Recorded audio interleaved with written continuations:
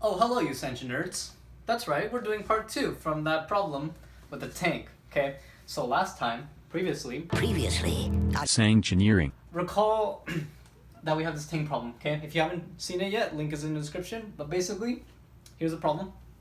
We have this tank that's filling up, okay? So let's show the animation. The tank is filling up, okay? Let's show the 2D cross-section animation. So the tank is filling up, and our task is to calculate the weight of the water or the benzene in the tank as a function of the height. So previously, we've developed this equation where we have weight as a function of area, and we've solved for this constant. So the constant is determined by the density and the length. So we have all that stuff. That stuff is not too bad. The question is, what the heck is this area? Okay, so I gave you this hint that we have to use calculus. So if you thought about this problem, that's the answer. So how do we use calculus to get this?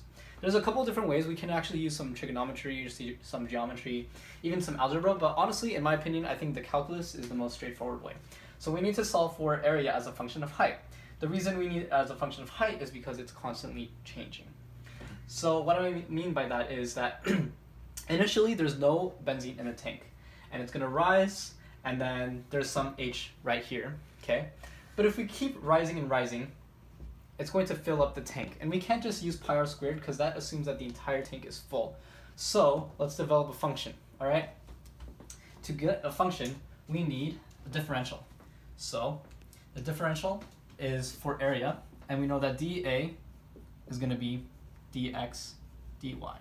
What does that mean? Some differential, some tiny area, let's just say it's right here, okay? So that's a microscopic, smaller than microscopic, smaller than atom size, smaller than strings, a differential size square. So if we zoom in on this impossibly small thing, this is going to be the dx, and this is going to be dy. And if you multiply those together, we'll get the area of this tiny little section. And if we integrate this, we'll get the entire area as a function of height.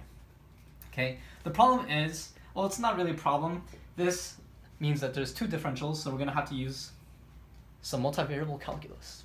And you can do that, and if you try to do it, it's not too bad. All you have to do is just change your bounds. But I thought of this clever little trick that you can do. Since calculus can also be in one dimension, I thought about, well, what if we turn it on its side?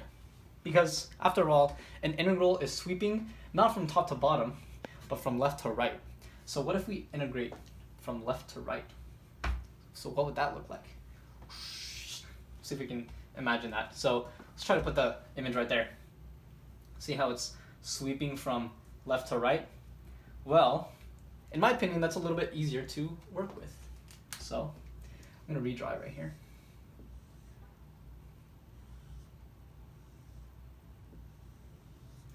Sorry if the drawing is, whoops, kind of bad, but it's the same drawing, except this is our x and this is our y. But it's just a drawing, right? So I'm going to keep the bounds as if they're more intuitive. So this is still going to be x, and this is still going to be y. And what we're doing is sweeping that area. We're going from left to right. So the tank is still filling up evenly, just like that, okay? And now we know we can write an integral. So if we want the area, it's going to be the integral of a function from a to b, where a is a lower bound for x and b is an upper bound for x. The important thing is that these have to be x terms. For me, that was the most confusing part of the entire problem, this upper bound term, for me, times dx, okay? So the function, if you recall from algebra or algebra 2, we do have a function. Our function is this guy. Well, what is that? Well, does that look familiar? Pythagorean boy. One more time. X squared plus y squared equals 1. So therefore, y equals square root of 1 minus x squared. Okay? And that will give us the area of this semicircle. Okay? So this is f of x. But to get the integral, we need to multiply it by 2. Why? Because we need the upper half of the circle and we also need the bottom half of the circle, assuming that a circle is symmetrical, which it is, so that's what this 2 is for.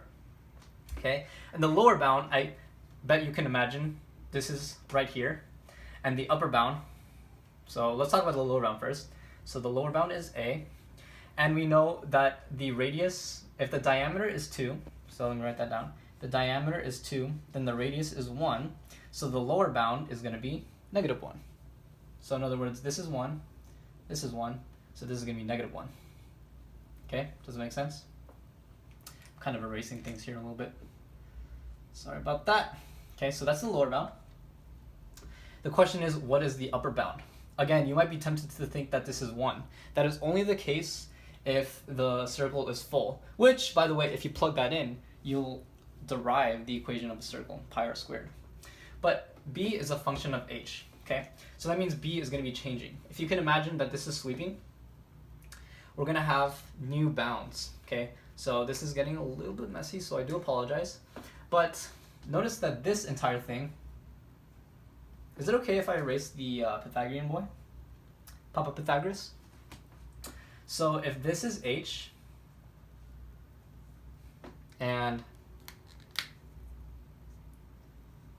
this is -1,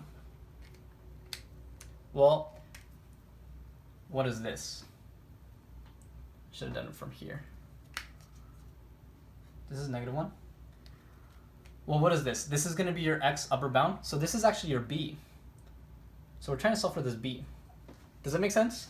So if we're sweeping from the left half to the right half, we have h, which is our unknown variable, but we really want an upper bound. We don't want it in terms of h. We want a dx term. So if you can see that we're adding this is equal to this plus this. Ooh, sorry if that's messy. So h is equal to -1 plus b. Sorry, this is going to be +1. The value 1 plus b. Okay? If that doesn't make sense, think about that for a second. We want b, which is the upper bound. So now b is going to be h minus 1. Perfect. So all I got to do is plug all those boys in to the integral. So the integral is going to be 2 times the integral of the lower bound a, which is -1, times the upper bound, which is going to be h minus 1, right here, times f of x, which is square root of 1 minus x squared. dx. Boom! That's it. So again, this was the tricky part for me, this h minus 1 term. Again, I'm going from the left to the right as a function of h. Okay, if you plug this in, now we have an integral, and if you see in the past couple of videos, we've already solved this. So this integral is actually already going to be, I'm an engineer, so I rarely memorize things. So this is going to be 2 times 1/2 times inverse sine of x plus 1/2 times x square root of 1 minus x squared. It normally would be plus c, however we do have bounds, which is -1 to h minus 1, which means every time there's an x term, we have to replace it by h minus 1, and then subtract it by, if there's an x term, -1. So this is where it gets a little bit messy. So this is going to be a times, I'm going to cancel out those 2's, sine inverse of x, where x is going to be, start plugging it in, times h minus 1 plus 1/2 h minus 1 times the square root of 1 minus h minus 1 squared. Should have made that a little bigger. Minus, okay, now we have -1, minus 1/2 sine inverse of -1 plus 1/2 -1 times, try to make it a little bit smaller. Squeeze theorem. Plus 1/2. Ooh, it's so small. 1/2 -1 squared. All right. So now we can start to simplify. This side is pretty much unsimplifiable. I mean, I guess we can try to simplify that, but it's kind of pointless because recall that we're trying to get w as a function of h, which we do have. So technically we're done. The rest of these are constants. So if you want to plot this, these are all constants. But let's just review a little bit of math for math's sake. So I'm just going to rewrite this whole thing, hopefully a little bit neater. A equals sine inverse h minus 1 plus 1/2 h minus 1 times the square root of 1 minus h minus 1 squared minus, okay, so sine inverse of -1. Ooh, that's actually a little bit of a challenge for me, so let me draw a unit circle real quick. So this is -1, so that'd be -pi/4, right? Hope that's right. No, that's pi/2. pi/2. -pi/2. Yeah, -pi/2. 1/2 times pi/2. So this is from the unit circle. Plus, it's going to be -1/2 times the square root of 1 minus -1 squared, which would be 1 minus 1 squared, which is 1 minus 1. So this actual term is actually just going to be 0. So just going to ignore that. Okay. And then this will just be minus pi/2, which is going to be minus pi/4. This is -pi/2. So minus -pi/4, so plus pi/4. And lo and behold, guys and gals, we need more women in STEM. That is our answer. Okay, so this is our area. If we plug that back into our weight equation, the entire thing is going to be, let's not drop my phone this time, the entire thing, weight as a function of height, is going to be the constant, which I don't want to write. I think it was like 34,000 or something. Something like that. Check the last video. Is going to be times sine inverse of h minus 1 plus 1/2 h minus 1 times the square root of 1 minus h minus 1 squared plus pi/4. And that is our final answer. Boom. That's it. That's it. That's all you got to do. I mean, easier said than done. Yes, I agree with you. But the fact that you can use calculus and just logic to solve this kind of problem just is what really amazes me about science and math and engineering. And really, what this means is if you have any h, you can plug it into this value and you can obtain an accurate result, which is what we're going to do next on, you guessed it, Matlab. Another side note, in some books, in some of the editions, it asks you to solve it in terms of centimeters. So this is already in meters, so you're going to have to divide this by 100. Each of these by 100. So if it asks you as a function in centimeters, just divide it by 100. And, or is it 100 squared, now that I think about it, because it is meters. You know what?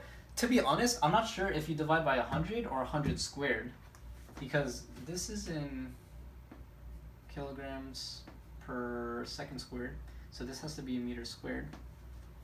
So I guess technically you should divide by 100 squared. I'm not sure about that, to be completely honest with you. But if it asks for it in meters, then you're good. Just don't divide it by 100. I'm not sure about these squares. Maybe you can let me know if you do divide by square. So my confusion stems from the fact that if this is kilograms per second squared from the last video, then this has to be meter squared because this is going to be in newtons. So I'm not sure. Yeah, I think you do divide by 100 squared for every time there's an h term. All right, I'm gonna leave it at that. This is like one of my favorite problems I've done so far. I hope you enjoyed it. We've done a lot. We've done calculus. We've done some We've done some integrals. We did some animations. We did, and now we're gonna do Matlab. Man, I'm so addicted to this problem. All right, don't forget to share this with your friends, family, and your dog.